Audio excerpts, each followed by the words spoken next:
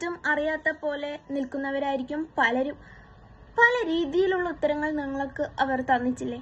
അതായത് കുറെ നാളായിട്ടുള്ള അവരുടെ സ്വഭാവത്തിലുള്ള മാറ്റങ്ങൾ, നിങ്ങളുടെ മെസ്സേജുകൾക്ക് വളരെ ലേറ്റ് ആയിട്ടുള്ള ഒരു റിപ്ലൈകൾ, ചില സമയത്ത് നിങ്ങൾ എത്ര വിളിച്ചാലും എത്ര മെസ്സേജ് അയച്ചാലും no calls, no messages, nothing. ഇതുവരെ പ്രശ്നമില്ലാതെ കണ്ടുപിടിച്ച് കുറ്റപ്പെടുത്തുക, വഴക്കിടുക, ഇതൊക്കെ അവർ കുറെ നാളായിട്ട് നിങ്ങളോട് ചെയ്തുകൊണ്ടിരിക്കുന്നില്ലേ?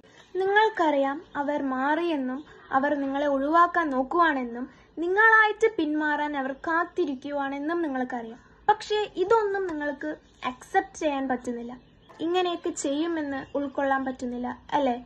അവരെ നഷ്ടപ്പെടുമെന്നോർത്ത് റിയാലിറ്റി അക്സെപ്റ്റ് ചെയ്യാതെ അവരുടെ പിന്നിലെ നടന്നിട്ടൊന്നും കാര്യമില്ല. ബിക്കോസ് അതുകൊണ്ട് നഷ്ടമാവുന്നത് നിങ്ങളുടെ ലൈഫ് മാത്രമാണ്.